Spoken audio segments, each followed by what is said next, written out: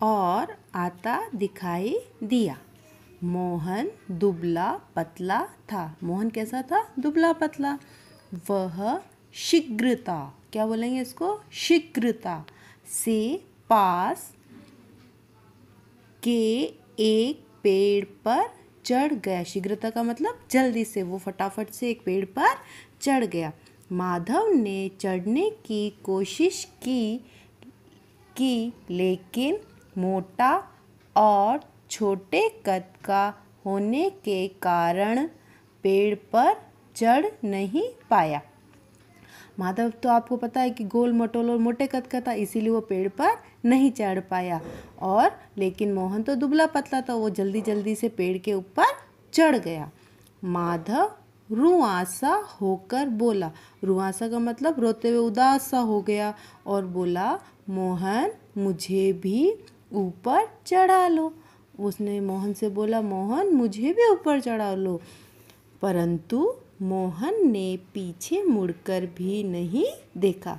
परंतु मोहन तो फटाफट पेड़ पर चढ़ गया और उसने पीछे मुड़कर भी नहीं देखा। वह पेड़ की सबसे ऊपर वाली शाखा पर जा बैठा और सबसे ऊपर वाली शाखा यानी सबसे ऊपर पेड़ की जो सबसे ऊपर की डाल थी उसके ऊपर जाकर बैठ गया।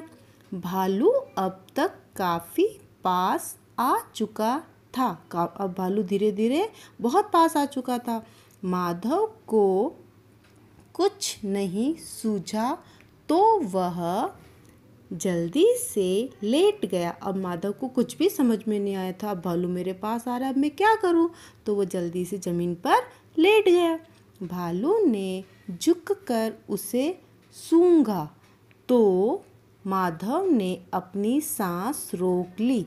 अब जब माधव को कुछ भी नहीं सूझा तो वो जल्दी से ज़मीन में लेट गया और भालू ने झुककर उसको सूंघा, जैसे सूंघते हैं ना, तो उसने सूंघा तो और उसने तब माधव ने क्या कहा, अपनी सांस को रोक लिया। भालू उसे मरा हुआ समझकर आगे चल दिया। भालू ने सोचा कि उसने अपनी सांस रोक ली थी, तो भालू ने क्या सोचा कि ये तो मरा हुआ है, इसीलिए वह आगे चल दिया। भालू के जाते ही मोहन नीचे उतरा। अब भालू जैसे चला गया तो मोहन जल्दी से नीचे आया पेड़ से। उसने माधव से पूछा, भालू ने तुम्हारे कान में क्या कहा? अब मोहन ने क्या पूछा माधव से कि भालू ने तुम्हारे कान में क्या कहा? उसे क्या लगा, वो जब ऊपर से देख रहा था तो उसे लगा कि माधव के कान में भालू कुछ बोल रहा है। मुझे भी बताओ। माधव ने कहा, भालू ने कहा कि जो तुम्हें अकेला छोड़कर चला गया वह तुम्हारा सच्चा मित्र नहीं है। माधव ने क्या बोला कि भालू ने मेरे कान में कहा कि जो तुम्हें अकेला छोड़कर चला गया वह तुम्हारा सच्चा मित्र नहीं है।